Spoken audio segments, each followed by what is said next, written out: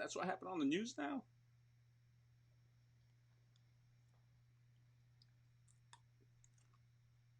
Oh, Yo, Eddie Motto, what are you doing, man? You sitting here oh, eating strawberries. You're supposed to be doing an interview with me. What's oh, up? oh my, oh, my bad, Darryl. Hold on, man. But these are so good, man. Look at these. You want some? Come on, man. Are you kidding me? You don't do me like that, bro. I come on your show and you eating strawberries. Well, it's all love for you, Darryl. You know what I mean? Oh man. What's happening, brother? What's going on? Not much, man. How you doing? At least if you're gonna eat the strawberries, you gotta share them. You gotta let me know.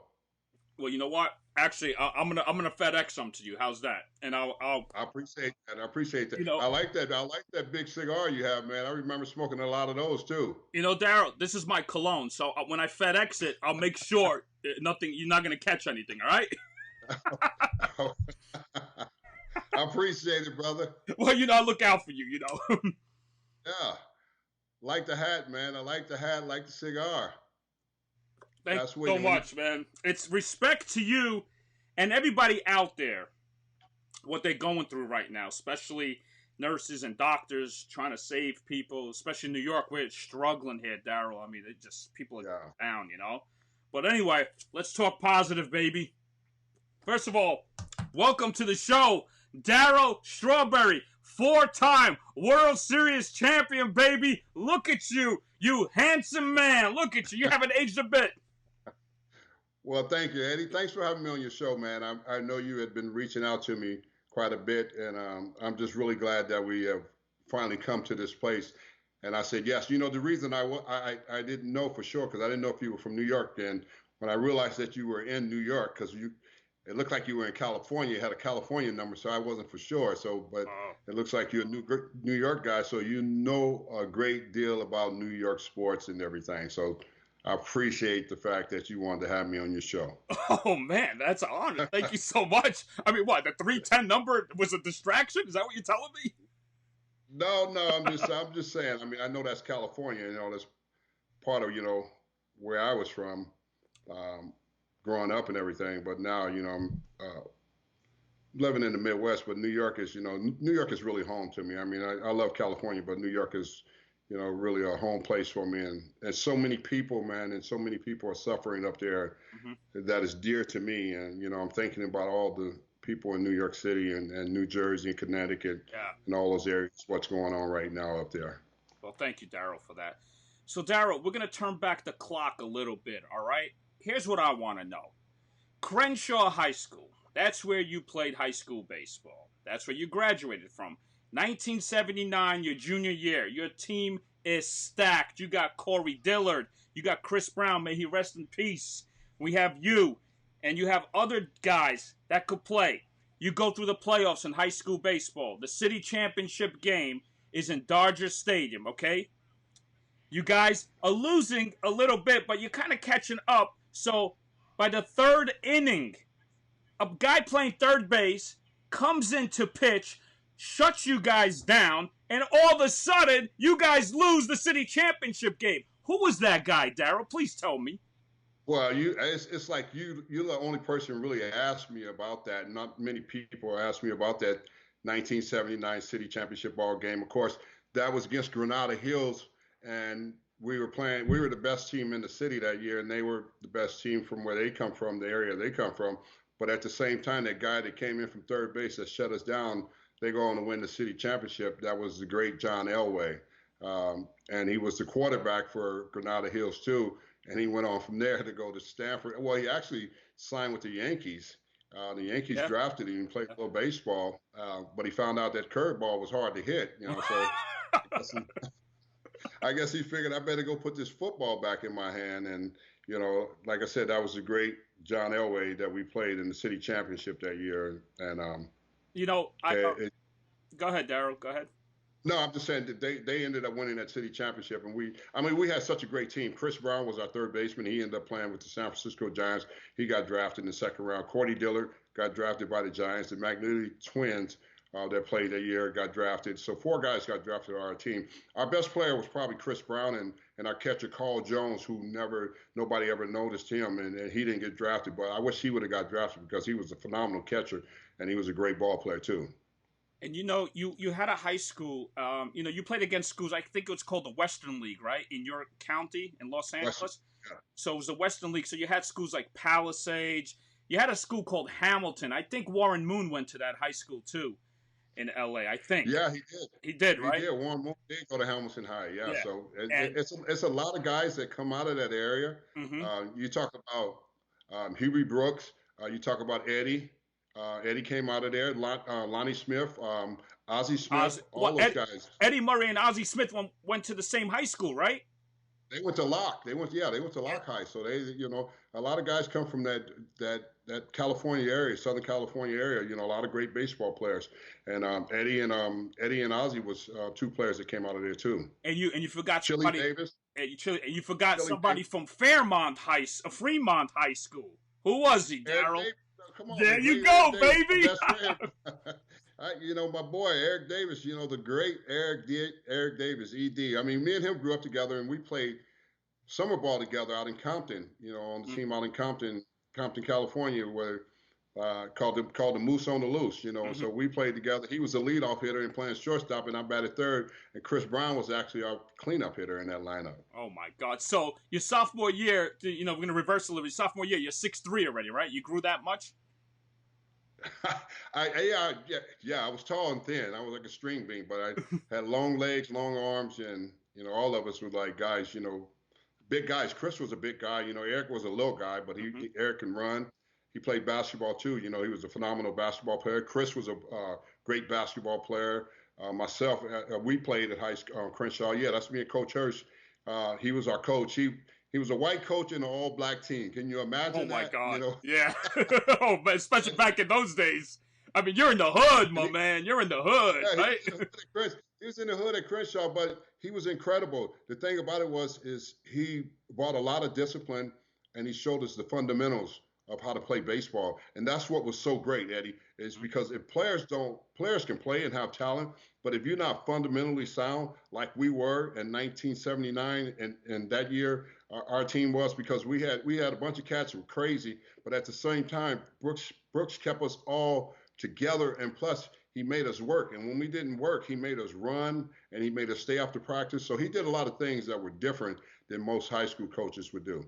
And it's crazy. It was so entertaining at that time when you guys will play on the road, like a high school called Hamilton. I mentioned that before.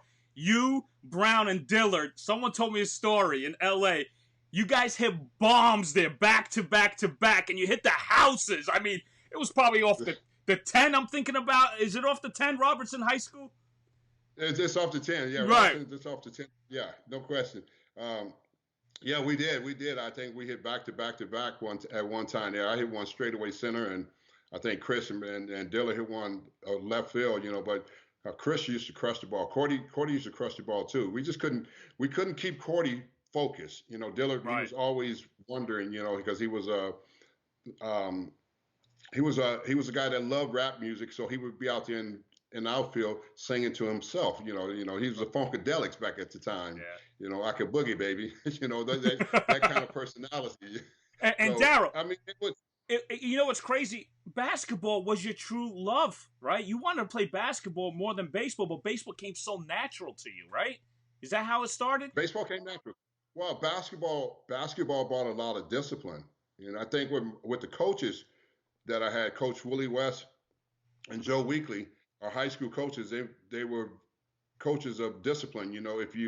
If you messed up or done something wrong during the time you're in school, they're going to make you run suicides all day in practice. So suicides were real. And if people know that play basketball, that you have to run lines all day, and they run you till you just dog tired. And he said, do you have enough? He said, Joe Weekly used to say, I bet you won't act up again today in school, and those are great times, of growing up and being able to go through that and learn all those things that the high school coaches were teaching. Brooks Hurst was a great baseball coach. Coach Willie West, we won the city championship. Chris Brown then won the city championship in '79 basketball. Uh, we beat they beat Manual Arts. We beat Darren. I mean, they beat Darren Day. We beat in the city champ. Yeah, the city champs. They beat Darren Day. We beat Kennedy in the city champ too. You know, in basketball. So basketball was super fun. Hmm. I've always enjoyed it. I've always people didn't know I played. They just thought I was a baseball player because I got drafted in baseball. But I was headed to Oklahoma State to play baseball and basketball. Wow. And you see, Darryl, who does great research about you, my man? I'm not even a journalist. I know, but see, that's what I like about this interview because you do. I mean, you have done your homework. You think about most of these guys; they don't do their homework on players, and they just do it from the standpoint of their professional career and everything. But you go back to high school. Look at that picture of me. You got a picture of me pitching in Crenshaw High. Come on, baby. You know it, baby. You know it. But Darryl, you didn't really have a father figure. And Coach Brooks Hurst, right? Is that his name? Brooks Hurst? Brooks Hurst, yes. He was more like your father figure type, right? He was helping you out. He was trying to discipline you guys. But here's the thing. I'm going to get a little deep on you here. You had a very abusive father, right, Darryl? Like he was just mean. He was abusive. He would come home, and there was times you and your brother Ronnie, he would just whip you guys for no reason because he was so mad at life, and I don't know why he'd pick on you guys, right? I mean, is that what happened? That's what happened. He picked on us. He was an alcoholic, and his whole thing was whatever his problem was. He was the only child. So unfortunately he suffered through whatever he had to suffer through watching his father, because coming to know that his father was the same way. His father was an alcoholic too. And finding out that that was a horrible thing to understand about him. So the being able to just be a kid and try to grow up, it wasn't being a kid in our home. It was always in fear. What was he going to be like the next time he come home? And our reactions is how do we react to him? I think that was a lot we had to deal with too. And a lot of times, we get beatings for like any little infraction. You do something, you get in trouble in school. It was a beating behind it. It wasn't like I'm coming home to talk to you. You know what you're getting when you come home. So we had to deal with that. And he came home for the last time, when I was about 13, 14 years old, all of us. Ronnie was 14. I was probably 13. And Mike was a little older. 16, I think. He actually had a gun one time, right? He tried to pull a gun on you guys. Is that true? Well, yeah, he pulled out a shotgun, and said that he was going to kill the whole family. So, I mean, that was just really something that we had to deal with, and we had to really just go with it, And when he pulled out that shotgun, had it not been for my mother getting us out of that house, it could have been a major tragedy in our life. Because I could tell you right now, everybody look at me as being a great baseball player and putting the uniform on, but they don't know me and my brothers came this close. I mean, this close, Daddy, to killing him that night. Had it not, if my mother didn't get us out of that house, my brother ran in the kitchen and pulled out a butcher knife, and I grabbed a frying pan. My other brother, Mike, grabbed a bat, and we came close to killing him. And my mother got us out of that house. And had she not gotten us out of that house, I think we would have killed him that night. So it could have been a tragedy in my life before I ever, put a uniform on. That's why the Lord's with you all the time. But we're gonna get there. Hold on a minute. Let's talk more. All right. So you get drafted, Darryl, 1980, first round, first pick, $200,000. What'd you do with that money, Darryl? I bought my mother a car and I fixed her home. I bought myself a car, and I pretty much gave the rest to my mother, whatever she needed, anytime she needed. And I just wanted to, get to a place of playing baseball and hopefully one day have an opportunity to play at the major league level. So your goal was like, you know what? It's big leagues time. But here's the thing. You got to the minor leagues. You were struggling a lot, Darryl. Talk to me about that. You couldn't hit in the minor leagues for some reason, right? Well, no, nobody can coming out of high school because it's so different, right. And you're going from the aluminum bats to wooden bats. So it's a big adjustment that you have to make. And, my first year was a slow start. And then I went to Lynchburg, Virginia, and played there my next year. Which was very challenging. I think because a lot of people don't know, what happened in Lynchburg, because I came close to quitting, and everybody was wondering, well, why was I going to quit baseball? Because when I was playing in Lynchburg, you're talking about in the deep South somewhere, and people, there were some racial things being said, and they were calling me out of my name in the stands, fans and stuff. And it was just a crazy time. And I told the Mets, I don't think baseball for me. I don't think this is for me. I don't think I really want to play. And I struggled that year.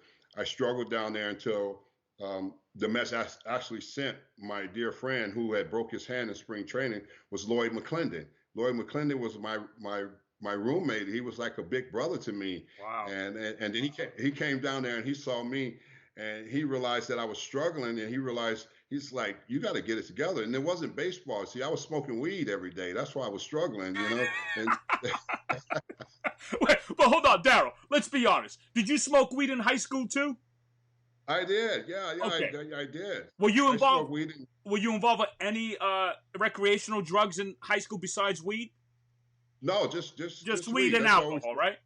Yeah, weed and alcohol in high school. You grew up on that, and I got into the minors, and I was still smoking weed, and I was still struggling. See, the thing is, Eddie, is I was well from a physical standpoint as a baseball player, but I wasn't well on the inside as a person who was broken. Right. Who was really left with scars. And brokenness is so real, and so many people think, well, you should have been well all the way because you made millions of dollars and played at the major league level. And what they don't understand, that does not make you well. That just make you have more money and more stuff than other people. And more bills. And more bills. Yeah, more bills. Yeah. Right. and getting well is a whole different part of life. And I never had that opportunity of being able to get well because I was so young, and baseball was built around me to be great. Right. And I struggled. I struggled down there until Lloyd McClendon came down there. After he was in the extended spring. And he came down and he saw that baseball is not your problem. What's your problem is you smoking weed every day and you not dealing with yourself. From the brokenness that's going on the inside. And he helped me through that process of not quitting and going to the organization and talking to them and then coming back. The next year, they asked me to give it one more year, and I said I would give it one more year. And I went to Jackson, Mississippi, and played Double-A there, and I became the Texas League MVP. That's when I became a baseball player, right there. That's when. But you were still deep down scarred, right? You were still deep down like you were looking for. But baseball gave you that relief, like, you know what? This is gonna make me feel good, right? By getting there. So now, May 6, 1983, baby. MLB debut, right? Oh, how does that feel, Dad? Where were you at the time, first of all? AAA or AA? I was in AAA. I was in Tidewater at the time. And, I was a little nervous coming up because I wasn't nervous at the beginning of 83 when we started off in spring training because I was in spring training with the team and I played well in spring training in the big league camp. And Jim Fry was my hitting coach, and he took notice of me being a young player, in spring training, and he just sat me to the side a couple of times and just used to tell me, like, one day you could be great at this game. And I didn't really understand what he was talking about. Right. I just knew that I wanted to play. And I did well at spring training, and I got sent back down, and I spent the first month down in AAA. Then I got called up. And when I got called up to the big leagues, it was just this whole big thing about me, being this 21-year-old phenom coming up for the Mets that was going to change the culture of the Mets and bring a winner to Queens. And I had no idea that that would be my responsibility. But I finally got to a place where I accepted it and knew that I was a part of that. I didn't know that at the beginning, but I go on. And I remember what happened is I got off to such a rough start, Eddie, and it was really a rough start. And they were stuck because Frank Cashman was the general manager. God bless his soul. He was a phenomenal general manager, which he changed that whole culture of that organization and brought a winning over to Queens. And what happened was he didn't want to bring young players up because he brought a young player up before in 1982, I believe, was called Tim Leary, who was supposed to be, who was legit, a number one starter that he was going to be. And he hurt his arm. And I think Frank shied away from bringing young players up like that. And that's the same thing happened to me. He didn't really want to start me off the season. And I started in the minors. And then I came up and I struggled. And then I remember Jim Fry was the hitting coach. And he used to tell me if I ever want to get better at what I'm doing here and want to be great at this, that I need to be at the ballpark early.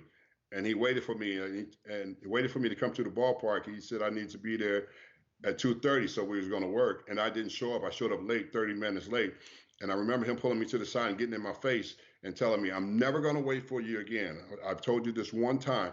If you ever want to get better at this, you need to be at the ballpark early." I started showing up at the ballpark at 1:30, 2 o'clock, and being there early every day from that point on. Mm-hmm. And I go on to win Rookie of the Year because of him getting in my head and showing me what it was like to be a major league player. Because he was trying to show me that he goes, these players are not better than you; they just have more experience than you do right now. And they have a And, strong work ethic too, right? Some of these guys, right. right? Yeah, yeah. Once you get there, you develop that, and you have to develop your work habits and everything else. And Jim Fry taught me that, and I went on from that year there, and I went on to go on to win the National League Rookie of the Year because of him. Yeah, I had talent, but I credit him for bringing my talent to another level. He took my talent to another level at my rookie year to make me believe to become this player that I was capable of becoming at the major league level. Doc, I'm sorry, Doc. Darryl. I asked Doc a positive thing, and I'm going to tell you later on what you did for his mom before she passed away. We're going to get to that, all right? Okay. Now, here's the thing, Darryl. You're in New York, Rookie of the Year. Everybody knows you now, okay? Darryl, screaming, they love you. You're hitting bombs. I mean bombs. And balls are going. It's at Shea Stadium at the time, right? But, and you know what, Darryl? Who introduced you to the drugs now? When did that start? When did it happen? Like, did it happen your rookie year, or did it happen a little early in '83 when you got called up? When did that start? No, I started in my rookie year. I got introduced in my rookie year by a veteran player, and I never tell his name or anything like that because that's not the kind of person I am. Right. I take full responsibility on my own self of going in there. But I was thinking about it. And it was so funny because it was the same thing happened to Michael Jordan when I saw. I was about to mention that. I was about to tell you that. I was about to say, go ahead, continue with your story. Go ahead. It was the same thing that happened on the Last Dance. He's talking about when he was a rookie and he went into that room and knocked on that door and everything was there. The girls and this and that, the life. And he turned out and walked out and said that wasn't for him. And I wish I would have had that kind of strength like him and not be so broken on the inside and empty on the inside and wanted to be a part of these guys. When the guy introduced me to like going in the bathroom on the plane, my first road trip, and he says, there it is, and when I went in there was cocaine, and I got introduced to it, and I hit it, and I liked it, and it was just the way it was, because I was like, didn't have anything to do with me from a physical standpoint.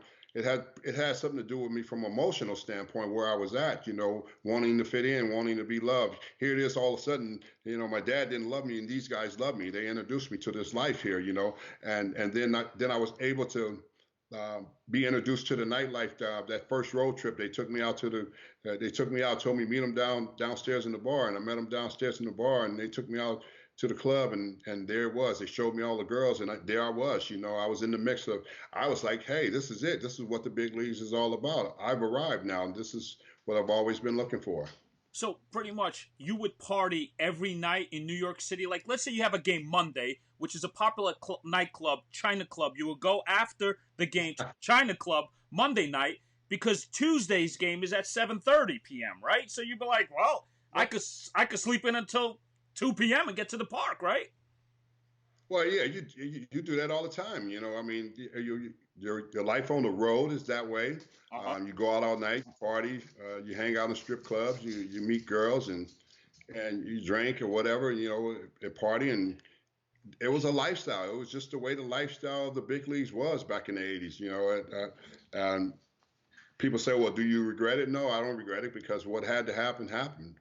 What happens in your life, and can you recover from that? Mm-hmm. Excuse me. That's the most important part. Right. So I realized, going out and playing, I just didn't realize how good I really was. As a player, I was young. So when you're young, you were raw. I mean, even when I was going out partying, I was having seasons where I was hitting 39, driving in 100, scoring 100, going 30-30. So you thinking that this will last forever. You just don't know the reality of it. Eventually, one day, that time will come where it will catch up with you physically, and it starts to wear and tear on your body, and your body starts to change more than anything. Darryl, I want you to be honest with me. Has it ever happened to you that you were still drunk the following day and playing the game? Like, let's say, you went out on a Saturday night and then you got the Sunday game as a day game. I mean, be honest with me. Did it happen?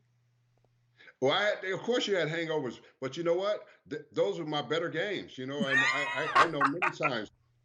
I know many times because I was so focused, I could focus so well, when after being out all night and drinking and having to get up and play a game the next night or the next day, I remember some days. I remember being out with a teammate before and hanging out all night in New York, and we didn't get in until like 8 in the morning, and we got a day game. So, we go lay down for a minute on his couch, and I get up and go to the ballpark at 10, and I get to the ballpark at 10, and I get there and I get in the whirlpool, and I get myself ready, get taped up and everything, and, pop me a couple of amphetamines, greenies, and I'm ready. My first time up, I hit a bullet in the alley, and I slide into third, and I got a triple. My head is throbbing, but he's sitting over there looking in the dugout, and he's shaking his head. He can't believe it because he know we just got in at 8 o'clock this morning. So, but it was a life that young guys lived, and you just never think that it's going to come to an end, but it does come to an end.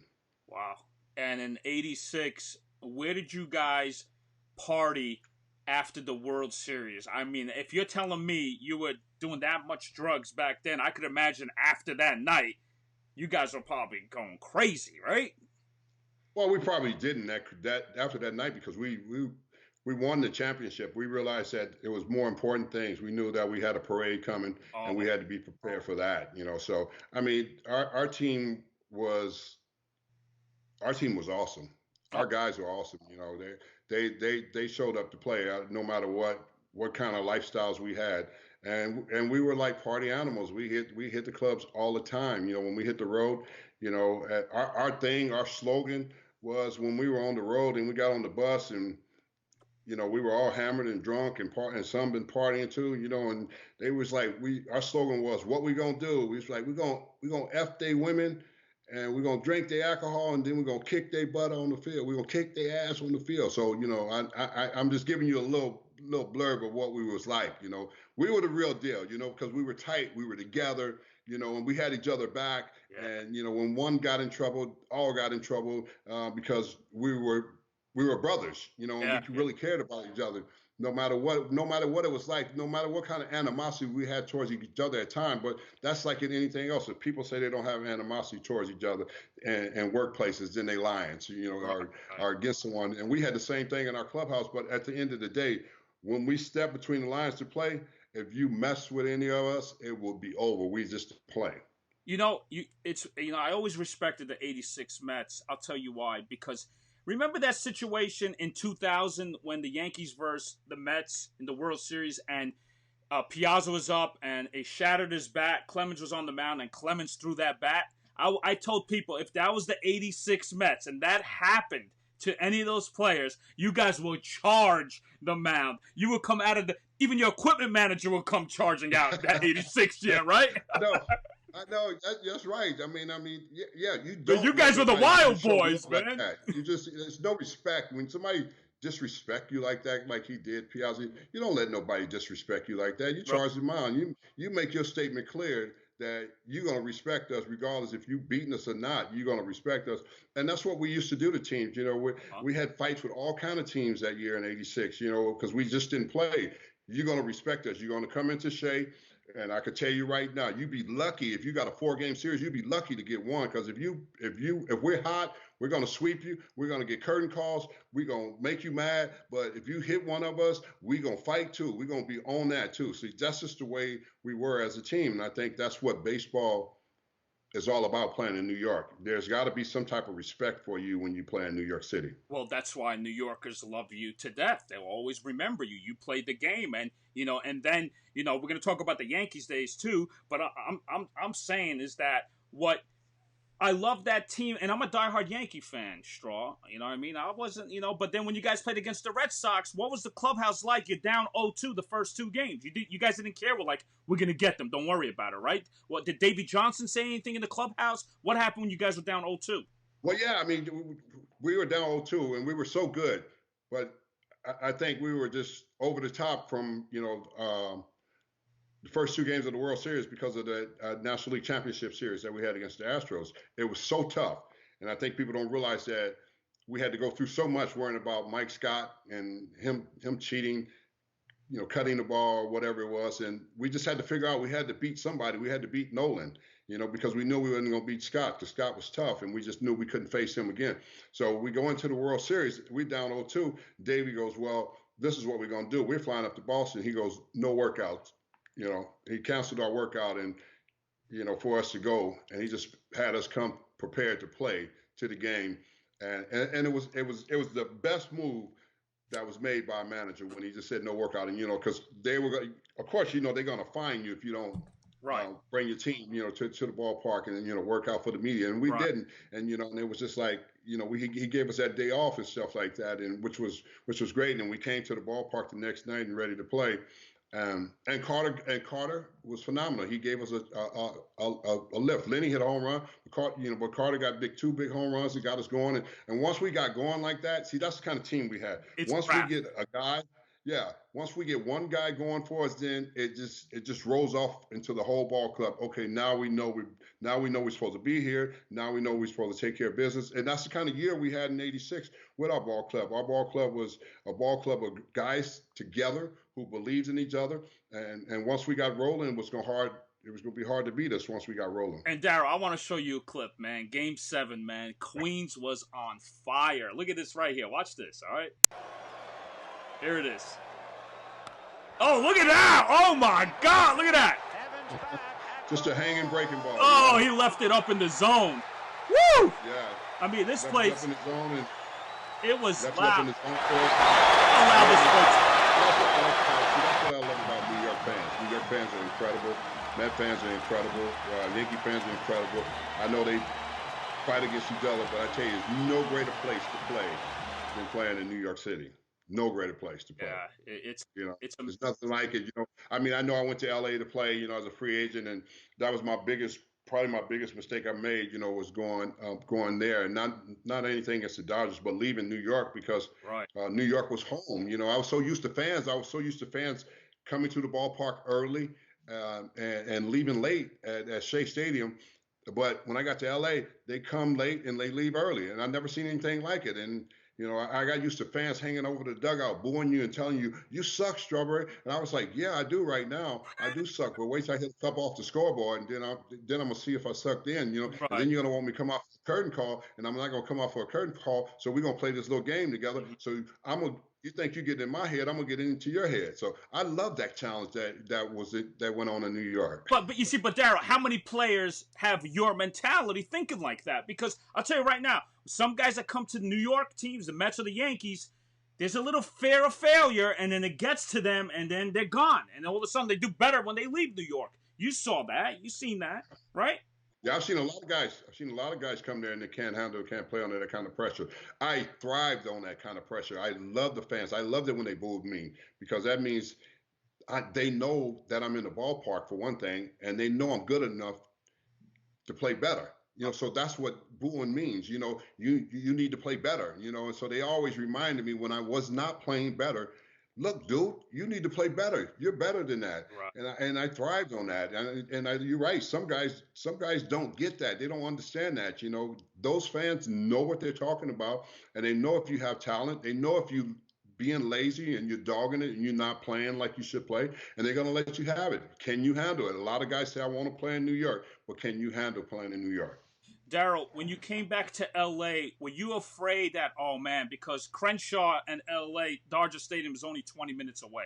You're back home now. You know what I mean? You're with your, the family, the friends. Everybody's asking for tickets. But also, you still got that little, that drugs in your system, right? I mean, you're still abusing it when you came back to L.A., or were you a little clean? I wasn't worried about going back to L.A., and at the beginning I wasn't, but I realized when I got hurt, when I ran into the wall and I dislocated my shoulder and I got hurt, and that was the first year, and I ran into the wall and made a play and dislocated my shoulder. And then I just went back. I went downhill from there, after I hurt my shoulder, and I just didn't handle that well. I should have handled that better, and I just didn't. and I just got back out there and got back in the scene and the action and the party and the girls and then just got into heavy drugs. Then Right. that's when I really began getting into the real heavy drugs when I went back to L.A. And then so when you left LA, you went to San Fran, and then you got in trouble for a little bit again, right? Which I apologize for that. I mean, I wish I was back then. I wish I was there to save you and say, Darryl, get over here. No, I'm glad I didn't get saved. I'm glad it went the way it's supposed to go. Because life is really a journey, and if we sit here and we wish and say, well, I coulda, shoulda, then I wouldn't be who I am today. Mm-hmm. There's no question about it. And what happened to me was real, and it can happen. It just shows it can happen to anybody. It doesn't matter who you are, how successful you are. I was a celebrity, just like most celebrities today, and that sit around and have major drug problems, and people never talk about them, and they end up ODing and dying, and they don't have to. If someone confronts them and say you got a problem, at least you put it out there and you get exposed. Maybe you'll get some kind of help. So I'm glad that I got exposed to a lot of media coverage and in the times when I were playing, and yeah, they were negative things being said, but it made me become a better man today. After all that I had to go through, and I look back and I look at my kids and I look at them and they see me. They don't see me as what everybody else used to see me as, a great baseball player and a man that had problems. They see me as somebody different because my life has changed for the good. And, that's the good part of this whole thing comes out of it. My kids get to have their dad, a real dad who's healthy, who really cares, who goes back and help others and don't criticize people, just try to help people. So life's going to bring us what it brings us. The thing is, you think about it, Eddie, we only get one shot at this. Mm-hmm. Yeah. One shot at life for everybody. And we got to, and it's a journey for all of us. All of us got to go on our own little journey. Right. A lot of people don't walk in my shoes or never walked in my shoes, never knew my story, never knew where I came from. They didn't realize that I was broken until they opened my book and started reading. It goes, wow, this guy has some real serious inside hurting things, things really hurting him that nobody ever knew about, and he covered it up, putting on the uniform and playing baseball at the highest level. And it just hurts me what you went through, especially what your father did. And it's like people don't really know you, but now you're opening up, and people are like, oh my God, he's such a vulnerable person. I love this guy. You know what I mean? I'm getting comments left and right, and it's like it's like, okay. Well, we're just normal people. We're just normal people. Right. I mean, I was multi-talented, but I'm just a normal person, who wanted a childhood life. I didn't get to experience a childhood life, a good childhood life, growing up. My father never came to watch me play Little League when I was growing up. Mm-hmm. My mother was working all the time, and I was playing Little League, and I was growing up, and I was playing in high school and playing basketball and baseball. And my father started hearing about me in high school. He started calling my brother and saying, is your brother really that good? And he said, yeah, he's pretty good. And he started showing up to my games. I never had conversations with him, because we didn't have a relationship. So he would stand from a far distance and watching me play, and he saw me hitting the crap out of the baseball and playing well, and saw all these scouts, and he couldn't believe how many scouts were there, at my high school game, 40 or 50 scouts. A lot of scouts talking to me and saying, well, I don't think we're going to ever get a chance to pick you. And they said, we got the number 2 pick, and they were the Toronto Blue Jays, but they said, you're going to be one hell of a ball player. And I remember George Genevieve, who drafted Chris Brown for the Giants, he says, I know we're not going to have a chance to pick you, but he says, you're going to be one great ball player. He says, you look just like Willie McCovey. And I didn't have no idea who he was talking about at the time. And because I was an LA fan and I was a Cincinnati Red fan and I was a Pete Rose fan. I love Pete Rose. I saw Pete Rose grow up when I was playing, and I idolized Pete Rose as a player because I saw him as a player that wasn't talented like me, but he was the most talented. He wasn't the most talented player on the Cincinnati Reds, but when I saw his uniform, guess what? His uniform was dirty, baby. Yeah. He was a baseball. Well, let me tell you something, Darryl. His uniform was always dirty. I don't think the clubby guys could even get that dirt off. They had to probably order new uniforms for him. It was that dirty. I know, but that's what a baseball player looked like to me. A guy's uniform was dirty, not the guy that looked all clean all the time and wanted to not get his uniform dirty. But Pete Rose, his uniform was always dirty, and I was like, man, this guy is a true baseball player. Darryl, here's my question. Let's say if you had great parents, loving parents, that you come home, your parents like, hey, Darryl, how was your day? This and that. Do you think you would fall into this? I don't. Do you think you'll be still scarred? You know what I mean? I mean, if I just feel like if you, No, you know, if you had loving parents, no, no. listen. Put it this way, Darryl. If you had a loving father that was there for you, I will guarantee you would have over 500 home runs and be in the Hall of Fame, locked. It would be different. I could tell you that, Eddie. It would have been totally different having that kind of lifestyle. And I think the reasons why I say that, because people don't know, when your household doesn't have peace when you're a kid growing up, kids end up scarred. Yeah. Kids end up wounded in bad situations, and people don't really know what happens to them and why they go through so much. And Right. so many young African Americans go through that, and guess what? We all channel our energy into the same thing: sports. Right. We go to the basketball court. I could have played basketball. We go to the basketball court, and we channel our energy into being great at that because I don't have a father around. So guess what? I have to go to the ballpark and motivate myself. When I put the baseball glove on, when I was working in the outfield, when I was swinging the bat, I had to motivate myself that greatness was going to come from me because I didn't have a father to tell me I was going to be Right. great. Right. Mom's raising 5 kids by She herself. had to So what? work. She had to work. Yes, she's got to work. Right. She's got to feed the kids. You got to eat.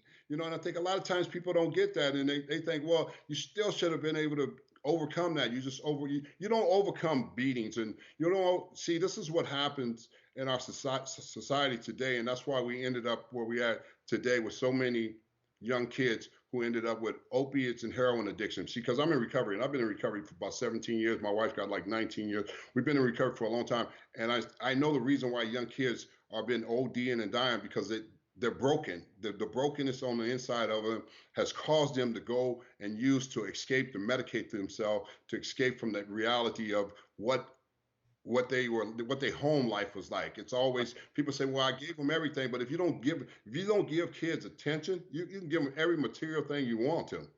But if you don't give them the proper attention that they need, because every kid needs that growing up, then he's going to find some outlets and different avenues. And that's what it was for me and my brother Ronnie, different avenues, outlets, drugs, and I got into the drugs heavy. I got into the women. I was a womanizer. I didn't know what it was like to have one woman in my life and be married and go home and have family and kids. I know that today because I'm a different person, but I didn't know that when I was 21, 22, 23, 24 years old. And when I got to that age, and when the drugs kicked in, people don't understand, when the drugs kick in, the drugs are serious. It's a serious problem. It's not like, well, why don't he just stop? It's not, that just doesn't happen like that because all of a sudden, it becomes locked into the brain and it becomes such a habit that you just can't turn off and you eventually need some serious help to get well. Well, Darryl, it's the same thing if you just tell a kid, well, stop eating chocolate. You know what I mean? No, you're addicted to that, man. I love chocolate. You know what I mean? Like, I get it. you know? Right. You can't stop. Right. You can't turn it off. Yeah. Or I want to keep eating. And they wake up in the middle of the night and there it is in the refrigerator. There I am, eating chocolate cake or something, grabbing something. And that's the same thing with a person that's addicted with drugs, there it is. He can't lay down. If he can't sleep at night, he rests at night. He's got to get up. He's got to make some excuse. I got to go. I got to figure out how to go get me some drugs and get high and get out of this pain that I'm feeling. So, Darryl, was it hard when you were in rehab? Was it like, God, I want it. I need that cocaine. I need that whatever. Was it that hard? Talk to me about that. Was it like? No, it wasn't. It wasn't like that. It wasn't. No? It wasn't like that. That where it was that hard. Like that. It was a something. It was that alters the mind and your moods changes. And it allows you to escape from the reality of life. I think a lot of times people don't understand that. Most people try to escape from the reality of who they are in life. Not what you do. So I think a lot of times we sit and think, well, what you're doing is great. You have this great life, so you should be happy. Right. Great life don't make you happy. Exactly. Rich folks show you that. Rich folks show you that. They got all the money that they want to have. Can't none of them stay married. They show you it doesn't bring happiness. Right. Bring happiness. Happiness come from within the deeper side of us. Inside of us as human beings, we all want that. We all want that freedom and that peace what's inside of ourselves, and we try to find it in more things, more stuff, and try to fill it with more of this and more of that, and I could be happy. Another girl and another drink and another this and another that, and I'm still in the same place, because at the end of the day, after being with this girl and that girl and that girl, it's the same old results, because after I'm done with it, I'm ready for her to go. So Right. what am I getting? What feeling am I getting out of nothing? I'm still empty on the inside. So, Yeah. we all search for that, and we search for it in so many ways, and even going through the process of being in rehab and stuff like that. I wanted to, get over the drugs, but I knew at the same time I needed to get over the real issue that's deeply inside of me before I can get to that place. Wow, that's deep, Darryl. Seriously, I mean, I'm just feeling this right now, what you went through. But now talk to me about jail time. I mean, what's the longest time you did, and what was that like? Well, I did 11 months in the Florida State Prison because of addiction.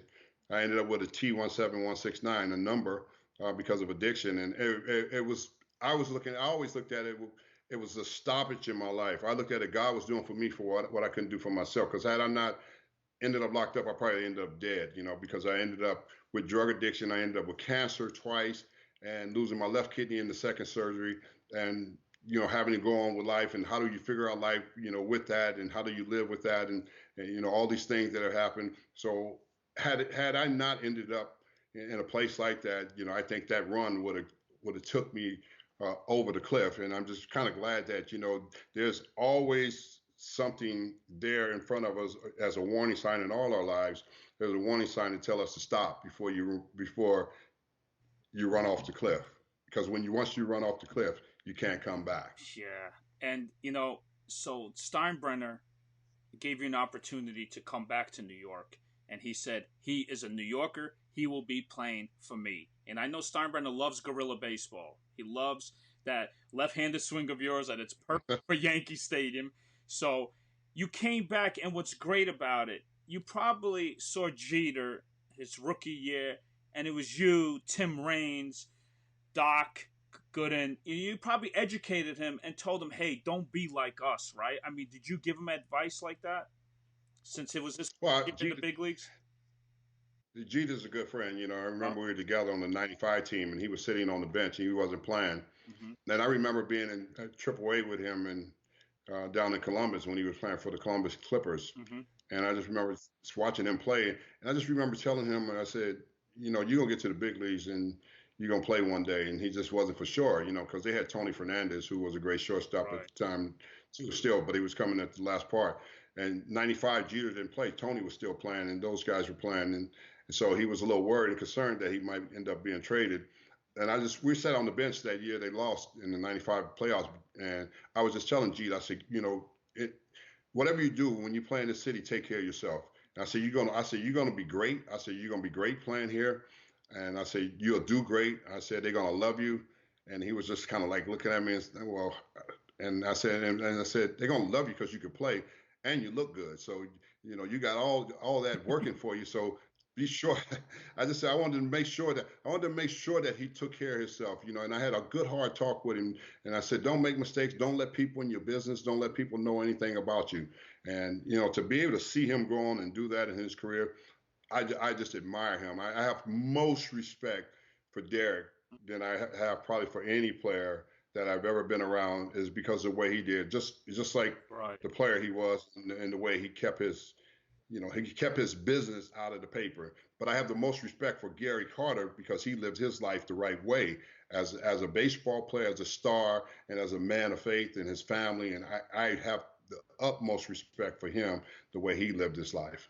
I have a great story for you about Gary Carter, but I missed it because this is what happened. I played college baseball down at Palm Beach Atlantic University. When I graduated, he became the head coach the following year. I was like, man, you could have come a little earlier. I know that's right. He did, huh? Yeah, yeah. That's for sure. He sure did. Yeah, but he was an amazing guy. Mm. Just, I mean, the character. I mean, he never was a judge against anybody. Mm-hmm. He never pointed his finger at anybody, and people said things about him, and everybody wondered why he was smiling all the time. And you come to realize that he was free. He was never tied down to baseball. He was never tied down to the money. He was free inside, and I admired that. That's what I really wanted. When I watched him, I knew it was real. I was like, why is he so happy? Why is he And not worried about anything? he's very religious, Gary. Yeah, Yeah. well, he's very clean. He's very clean. He lived a clean life. I mean, and that's what people don't understand, Eddie. At that time in your career, to be a star and live a clean life and not be judgmental towards people, which he wasn't. Like everybody else, pointing fingers at each other and saying things about each other, and he was not that guy. He was not that guy to say things. And Mookie Wilson was another guy in the clubhouse that was just like that, a guy that never pointed fingers at people, never said anything. And those guys like that ended up being a class act to me. And I know I watched them and I knew that they had something different, and I just knew one day if I can get to that place where they're at, my life would find that peace too. And that's where I'm at today. I found that peace in it. And in '96, you guys won the World Series. I mean, you were clutch. And here's my question: when Jim Leyritz hit that home run, he actually, before that at bat, he said, "Hey, Darryl, give me one of your bats because." And I asked him about that. I said, why'd you want to use Darryl Strawberry's bat? He goes, because I know the next day Smoltz is going to break my bats. So I'm going to borrow Darryl Strawberry's bat. And he hits that 3-run homer. In '96, I was like, wow. What'd you do when he hit that home run? We were like, hey, give me that bat back, right? Yeah, he wanted to keep that bat. He loved it then. He was in love with that bat. So, but it was funny. He just wanted to. I guess he wanted a different bat. I guess he figured his wasn't working, and let me try something different. So sometimes that's what players do. And he went up there and he tried it. And he hit a big home run for us. And that was it. That put us, in a great position. To go on and win that World Series. We were down 0-2. And everybody thought it was over. Everybody thought it was over except the boss. The boss was George was coming in the clubhouse. He was like, I know you guys are going to go down there and win. Nobody knew we were going down there and sweep, and take 3 games. And, and against the Atlanta Braves at that time, everybody thought they were the gods of baseball. Well, Darryl, you got, what do you have, 3 Hall of Fame starters that you're facing? I mean, yes. You got McGlavin, but you know Maddox. What? They just, what? The thing about it is, at the end of the day, they just guys like we are. But you think about who we had. We had Pettit on the mound. Yeah, he was clutch. Yeah. We knew we had some pitchers on the mound that was gonna be in that game, that was gonna keep us in the game. All we needed to do was play, and that's what Joe decided. Let me shake my lineup and put some players in there, right, and let's go play. And that's what we did. We went out there and played, and hey, man, we came out and won 3 there, and went back home and won the last one, and that was it. I felt like you guys had a lot of fun because it was veterans like you, Cecil Fielder, Tim Raines, and, when Doc was back, and it was a bunch of great guys. Like, I could see you guys having fun, man, right? Right. Baseball, I think a lot of times people put themselves in a place where they don't understand that baseball is fun. Yeah. And you got to make it fun. You got to keep it fun. I think a lot of times people don't keep it fun. Now, Darryl. I think they get in a place where they start, panicking, and you don't panic. Why, they say, well, why don't you panic in big games? I said, because it's still baseball. Right. It's never going to change. It's always going to be the same since I played Little League. Yeah, there's going to be some games that's going to have a lot of pressure in it, But the ball still has to come to you. The ball has to still come to you. He still has to throw that baseball, exactly, right? It's still got to come. It's still the same game. You may beat me one time, but that don't mean you're gonna beat me every time. And that's the way you got to look at the game. And you can't hang your head on one at bat. You got to remember, I got 3 more at bats. One of these at bats going to count, and it's going to count for something. And that's what you have to believe in. Against Baltimore, Darryl in 1996. Watch this. Right here. Look at this right here. I love Bob Costas.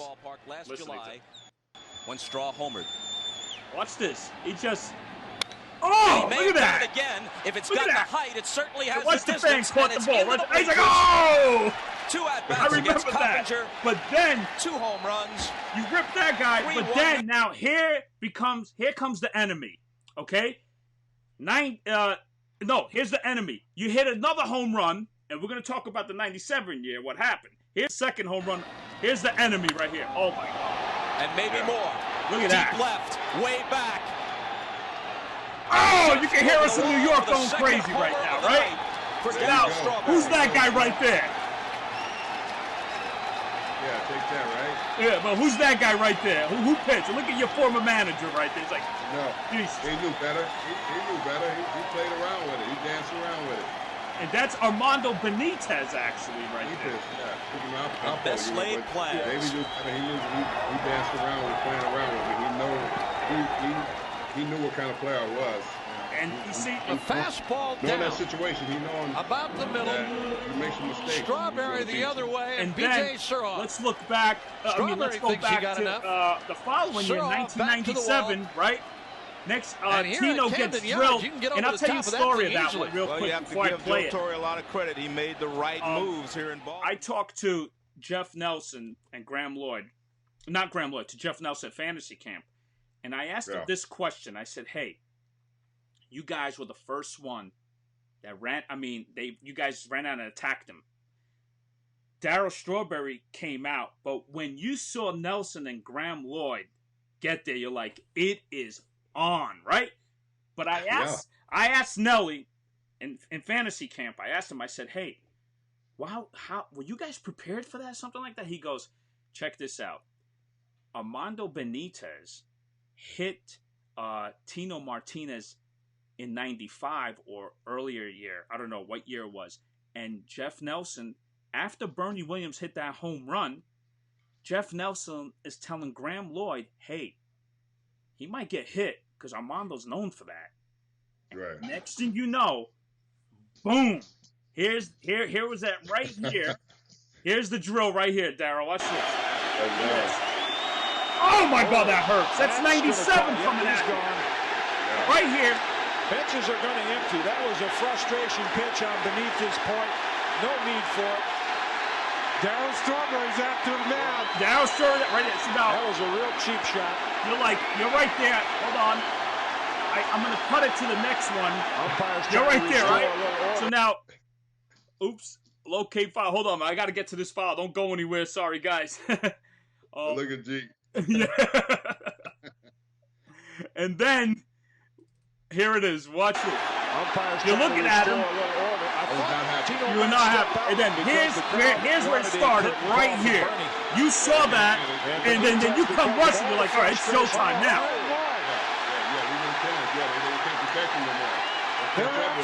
So Brocious is right there. Now watch this. Oh, I saw that hit right here. Look at this down. Watch this.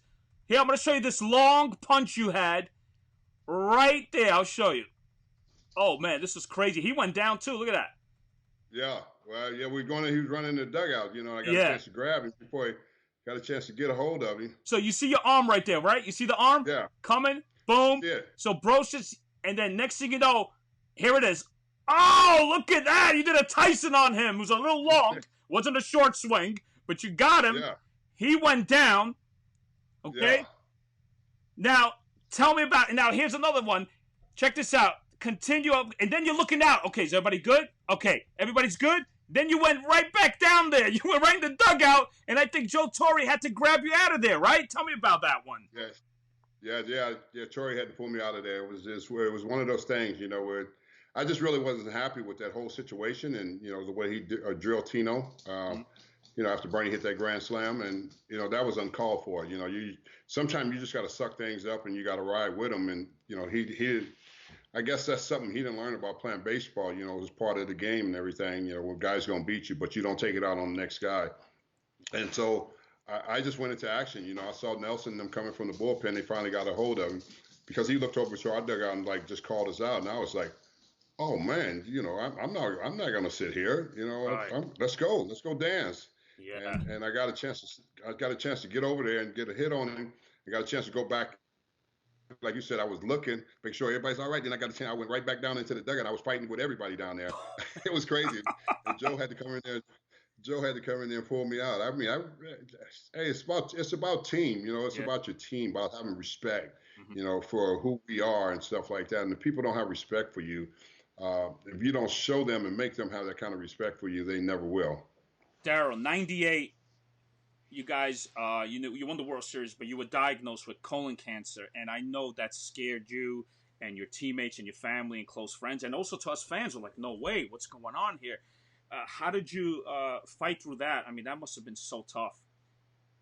Yeah, that was a real difficult time, being able to go through that process because my mother had died at the age of 55 from terminal breast cancer, Mm, and she died very young, and sorry. there I was with cancer too at a young age. So it was kind of scary at the time. I didn't know, what was going to really happen, and I just knew that I had to go through a whole process after going through that '98 season. I was playing with a tumor inside of me that whole season, didn't realize it, and I remember the doctor saying after, you know, I went in because I remember I was so fatigued during the last part of the year in September, and I had lost weight.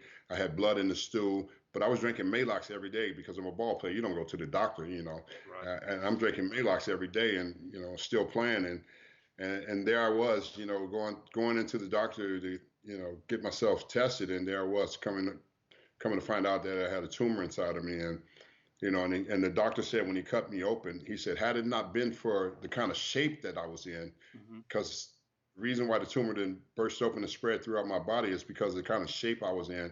And he said my abs kept the tumor in one place. Wow, unbelievable. And Yeah. you beat that. Like, you went through a lot, and you know what? And then you met your lovely new wife. It was actually, you guys were great friends in rehab, right? You met at rehab. No, we met at a convention. Oh, Everybody always say rehab. They don't really know, but it was at a convention. It was at an NA convention, oh Narcotics man, I made a Anonymous. mistake. Damn, darn, I can't take this. Go ahead. Come on, Eddie. Come on, Eddie. Oh Come on, man, I Eddie, was so good baby. from the beginning, and I didn't get that part. Oh man.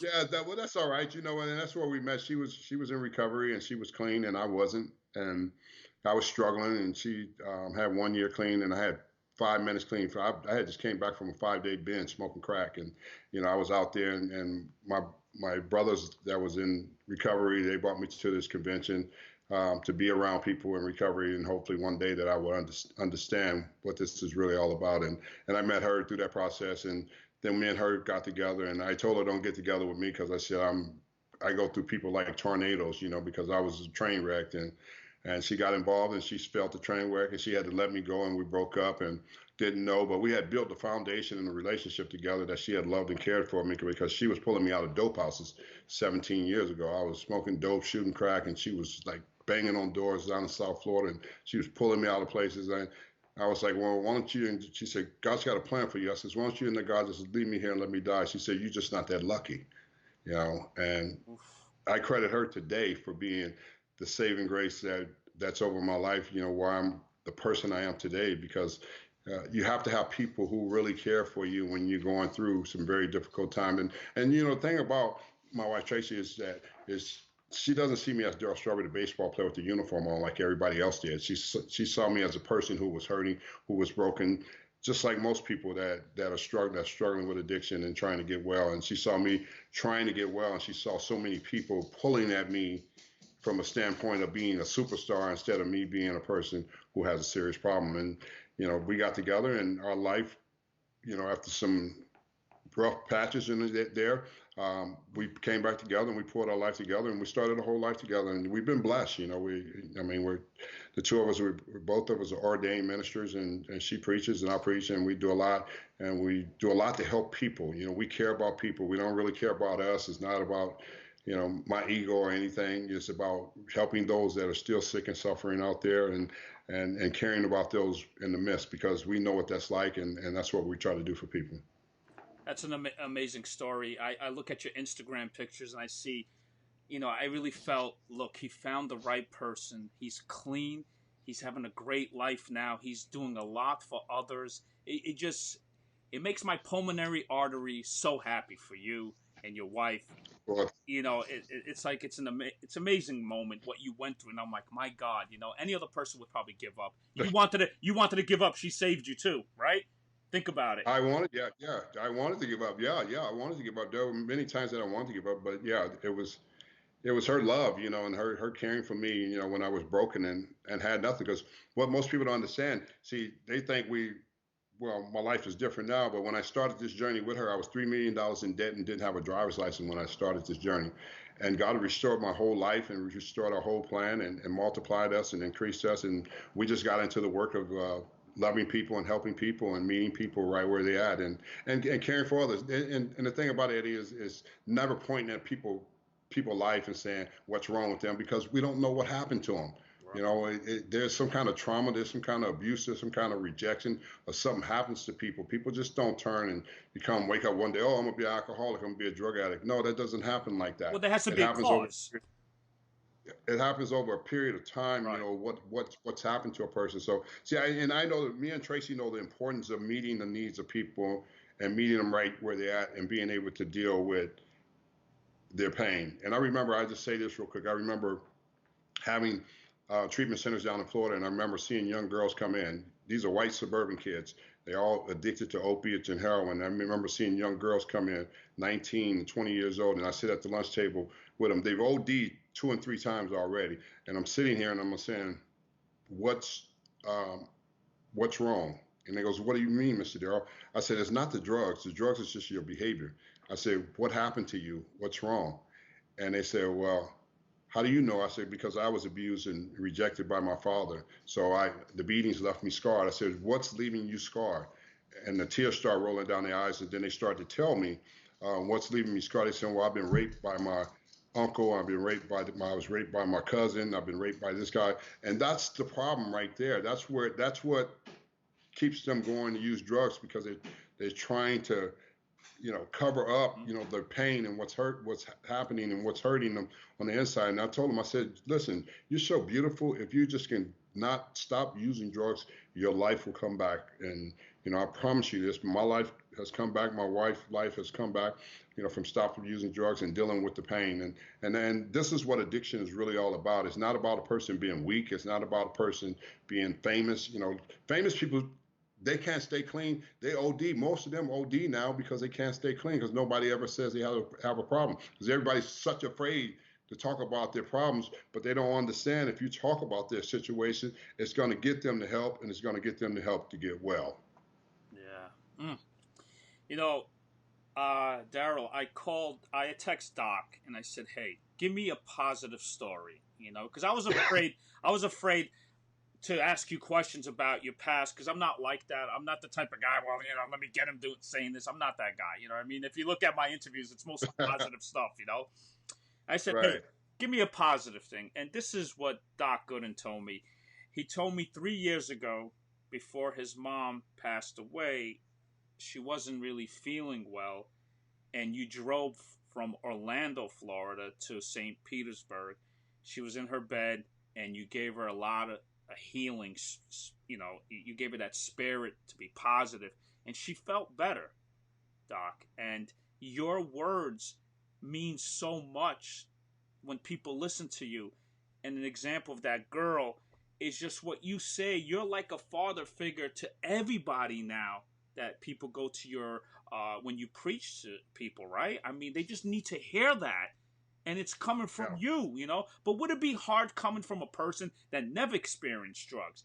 Would you listen to a person that never had experience with drugs, but he's telling you what to do in life to get better? No, I mean, it's hard for a lot of people to be able to listen to people that never walked that walk before. Right. And, you know, my life is so different today. I'm an evangelist, and I travel the country, and I preach in large churches across, and I preach in front of like 10,000 people and stuff like that. And, you know, and I get to help people and encourage people, you know, through faith, you know, that God's, you know, still love them no matter what you've been through. I share my life of everything that I've been through. I'm brutally honest about who I am. I have nothing to hide, and, you know, and to be open to people. And then after I'm done preaching in a church like that, and I meet and greet with a lot of people, and most people come in line, and everybody's hurting, and everybody's got a loved one hurting, and can I pray for them? And for Doc's mother, you know, for me driving there, Doc's family, you know, and for his mother, we grew up, I don't care what we've been through, you know, but we grew up together, playing together, and he's like family, him and Sheffield, and his mother wasn't doing well, and she was so worried about him, and she just asked me to do one thing. She says, please look after my son. That's what she asked me, and she was on her deathbed, and I promised her that, you know, and I might have took some heat from some of the things I publicly was saying, but I promised to his mother that I would be there, and that I would try to do my best to help help him through his process and everything. And it wasn't about judging. It was because I had made that promise to his mom, when I prayed over her and she asked me to look out for him. And I said, I promised her, I said, I will. I'll be there for him. I'll help him in any way I can. And his mother was a lovely lady. And for him, I know it means the world to him, far as his mother, what she had to go through, and she was going through such a difficult time, and he was in such a hard place, and I just wanted to be there for his mother and be there for him, through the difficult time. That was an excellent move, man. You're always there for your friends, even though you might have little problems. But you know what? You reunite. He needed you. Yeah. You were there for him. Darryl, this was an amazing interview.